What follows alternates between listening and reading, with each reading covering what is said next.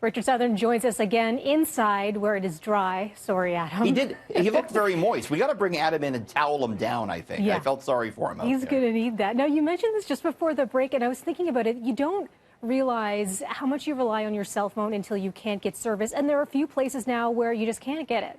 Like the subway. Yeah. I don't know about you, but when I'm in the station, sometimes I open some pages so I can read them when I'm in the tunnel. Yes, and when it's pulling up to a station, you try to refresh as fast as you can. You got to be quick. You got to be quick. But it might surprise you to learn, Melissa, that the subway tunnels are fully wired for cellular service. There's a company called BAI. They won a contract, a 20-year contract back in 2012 to install all the necessary hardware. It's installed.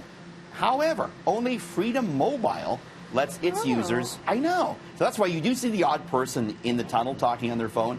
They're a Freedom Mobile customer. The big cell phone players, they haven't let their customers use it. Some of them said they wanted to install their own hardware. BIA telling the Globe and Mail that there are no talks with the big cell phone conglomerates so far. So there is a petition, Melissa, that people have started, riders have started, that they're asking people to sign online. And they point out, they say it's a matter of safety. You should be able to use your phone in the tunnel if there's an emergency. They also say commuters, they'll be more productive if they can use their phone down there. But what do you think? Is that maybe the last bastion of, of cell phone free service that we should maybe latch on to and hold on to? Yeah, maybe embrace it, enjoy those few minutes where you're not constantly online and talking to someone.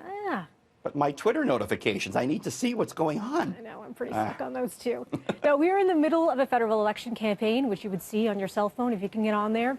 And across the pond, they're dealing with Brexit, and of course, there's the White House. And all of this political stuff, it could be making us sick.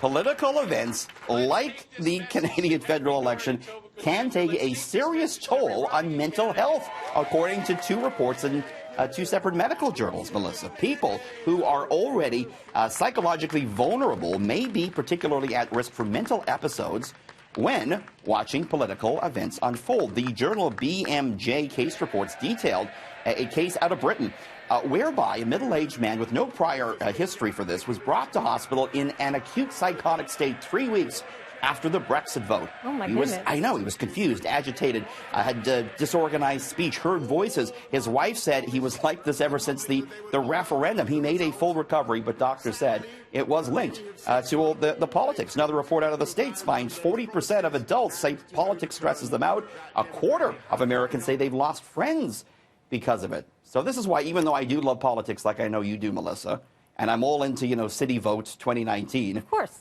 In a way, we're kind of happy when it's all over with, right? Yeah, and I was just thinking, too, Thanksgiving is coming up, families getting together. Do you put a, no politics talk rule up? Yeah, absolutely. I think that's a key, Melissa, for sure. Yeah, just enjoy the turkey instead. Well, you can't talk to Richard Southern without mentioning robots or aliens at some point. This time it is robots. What's going on? Absolutely. This is Boston Dynamics, famous, of course, for their impressive but terrifying robots. This is the newest one. His name is Atlas.